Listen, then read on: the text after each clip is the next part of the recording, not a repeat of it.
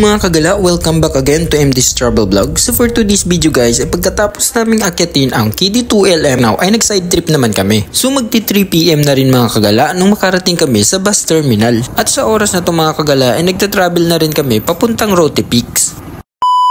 3:55 PM na rin mga kagala at nakarating na rin kami dito sa Rote Peaks. Almost 1 hour din yung travel namin mga kagala from bus terminal to Rote Peaks. At sa mga nagtatanong kung magkano ang budget dito sa Rote Peaks mga kagala ay 1,500 ang transport dito or yung habal-habal na gagamitin ninyo. At di pa kasama ang kubo or matutulugan ninyo. So sa oras na ito mga kagala ay nag-uusap muna kami na magsusundo sa amin bukas kung anong oras ba kami susunduin. Dahil pagkatapos namin mag-overnight sa Rote Peaks ay pupunta pa kami or magsa-side trip pa kami ng communal ranch. So sa oras na tumakagala ay nagpaplano pa kami kung anong gagawin namin. Kukuha ba kami ng kubo or magtatayo na lang kami ng tent. Baseway!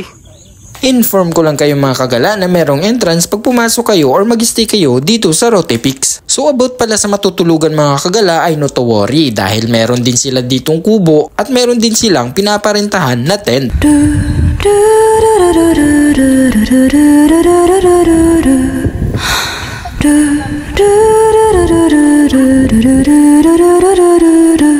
So sa mga nagtatanong kung magkano ang entrance ng Rote Peaks, ito ay nagkakahalaga ng 450. About naman sa matutulugan mga kagala ay meron din silang kubo at meron din silang tent na pinaparentahan. Ang kubo ay nagkakahalaga ng 1,500 pesos. Good for 3 to 4 packs. At kung gusto niyo naman mas makatipid ay meron din silang pinaparentahan na tent. Not sure kung magkano ang pinaparentahan nilang tent mga kagala. I think mag-budget na lang siguro kayo ng mga 500 or less. Pero kung gusto niyo naman pumunta dito sa Rote Peaks mga kagala at meron kayong tent, mas maganda kung dadalhin niyo ito para mas makalis kayo. So pagkatapos pala namin dito sa Rote Peaks mga kagala ay kinabukasan ay pupunta pa kami ng communal ranch. So pag nandito na kayo sa Rote Peaks mga kagala, tanggal ang stress, sobrang ganda ng view, ang tahimik, at napakaganda talaga ng mga tanawin dito mga kagala. At isa pa sa lahat mga kagala, ang Rote Peaks ay may Instagrammable na mga tanawin. Ang view nito ay ang Mount Culago at makikita rin dito ang communal ranch. So sa oras na ito mga kagala ay patapos na ako magtayo ng tent ko. At medyo nagutom na rin kami ng mga kasama ko mga kagala. At nag-decide na rin ako na magyaya sa kanila na maghanap kami ng makakaginan. Sa oras pala na ito mga kagala ay katatapos lang talaga namin magtayo ng tent namin. So naglakad-lakad muna kami papunta sa view spot nila. So sa mga nagtatanong kung gaano kalaki ang kubo, yung sa harapan na yan yung kubo na titirahan ninyo. So sa oras na ito mga kagala ay magpa 5 PM na. Parang ano lang siya, parang beer, mantika ng baboy pero pag para siyang ano, actually iba yung lasa ng mga bugnay wine eh. Ito mas mild. Ikaw na ang next. Doon lang sa ano, sa communal run. Sa communal run. Meron? Oo, may photos doon. Gusto kong tignan doon. Kasi ko parang bulang buko juice. Tikman mo. Ano lang? 1 ml. Tikim lang. Tikim mo. Once ako lang inom lahat na ito. Oo, busin mo yan. Busin mo. Kunwari kape, no? Grabe, dumayo pa sa bukid nun. Parang makitikim ng... Tuba ba to? Tuba? Tuba o rice wine? Rice wine. First time ko marinig yan. Rice wine. Pero parang mild lang siya. Iba pa yung may sipa na sobrang tapang talaga. Para siyang suka. Para siyang suka na na-dilute. So magsi 7 PM na rin mga kagala dahil nagutom na kami ay kumain muna kami. Alam niyo ba mga kagala na napakasarap ng pagkain nila dito? 200 pesos lang mga kagala ay mabubusog na kayo. Good morning mga kagala, so it's 5 AM. So andito pa rin tayo sa Rote Peaks. As you can see mga kagala ay 5 AM pa lang pero sobrang liwanag na ng paligid at sobrang ganda talaga ng view dito sa Rote Peaks. So yung bundok na nakikita ninyo mga kagala, yan yung Mount Culago. Yan, totoong kape. Yan yung totoong kape. Kape. Ito na tong kape.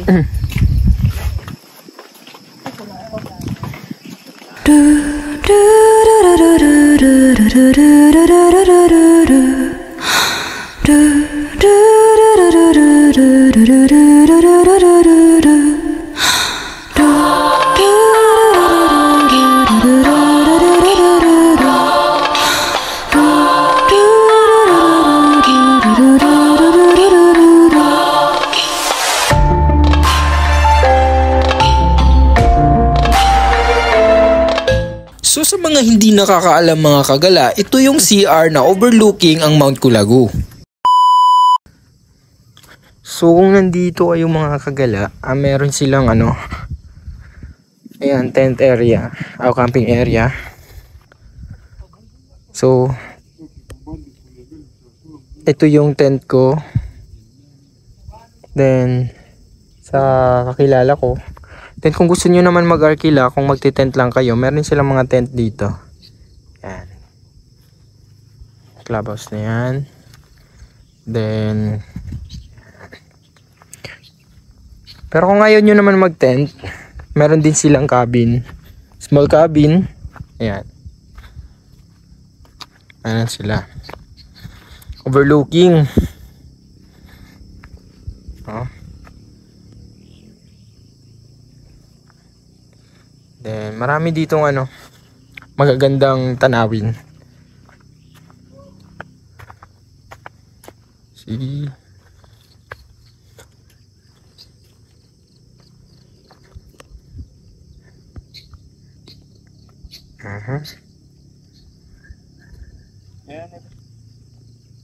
So sa oras na to mga kagala ay mag-8:30 AM na. So ang ginagawa namin ngayon mga kagala ay nag-aantay na lang kami ng susundo sa amin. After a minute mga kagala ay nandito na ngayong habal-habal na magsusundo sa amin. Pagkatapos ayusin ng mga bagpak namin mga kagala ay nag-travel na rin kami papuntang Communal Ranch. At meron pala kaming nadaanan na tulay mga kagala at napakaganda nito kaya bumaba muna kami at kumuha muna kami ng mga picture dito at nag-video-video na rin muna kami saglit mga kagala. At pagkatapos namin mag-picture taking at kumuha ng video mga kagala ay nag-decide na rin kami umalis agad. So sa pagkahaba-haba ng travel namin mga kagala ay may nadaanan kami para sa New Zealand mga kagala. Napakaganda. So sa oras na to mga kagala ay huminto muna kami dito sa tourist spot na to. Napakaganda niya at para ka talagang nasa New Zealand.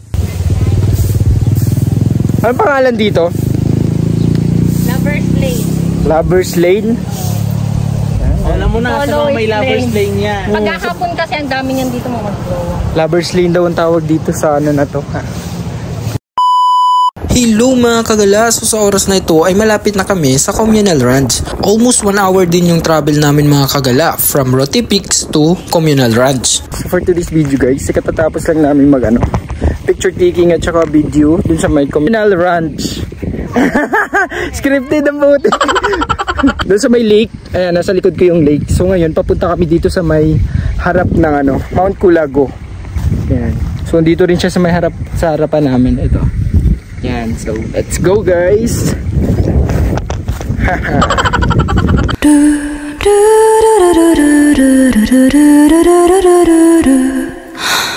Fortuner, sana all. Yaan mo, magkakapera din tayo. Hey guys, welcome to this travel vlog. So katatapos lang namin mag-video dito at saka mag-picture sa may harap ng Culago. Then next meron kaming nakita dito na parang edge. Tapos meron siyang bato na nasa gitna. Sobrang ganda tingnan. So pupuntahan namin ng kasama ko. Ayun, tinawag kasi ako nila eh. So let's go. Tingnan natin.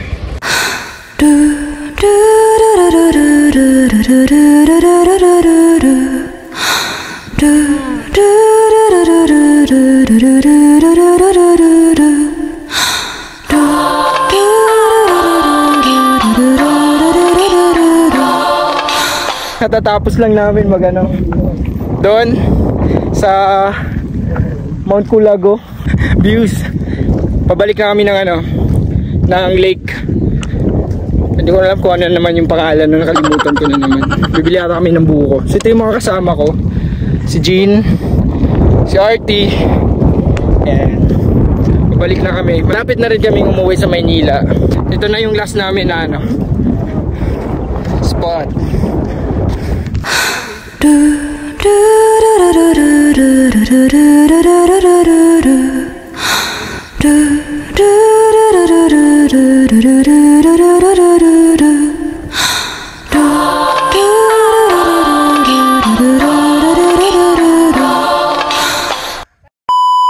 Hello mga kagala, so sa oras na ito ay tapos na kami mag side trip ng Communal Ranch. So sa video na to mga kagala ay nag-decide na kami na umalis ng Communal Ranch at pabalik na kami ng terminal. So ito na nga mga kagala, palabas na kami ng Communal Ranch. Nga pala mga kagala, munti ko na makalimutan. Pag pumunta kayo dito sa may Communal Ranch ay meron siyang entrance fee. So ito ay nagkakahalaga lamang ng 70 pesos. So yung mga bahay na yan mga kagala, sila yung mag-checkpoint sa inyo or sila yung maniningil para sa entrance fee. So sa video na to mga kagala ay dire-diretso na kami papuntang bus terminal. So dahil nagutom kami sa biyahe mga kagala ay bumili muna kami ng kakanin na to. So hanggang dito na lang yung video natin mga kagala. Maraming salamat sa mga nanood.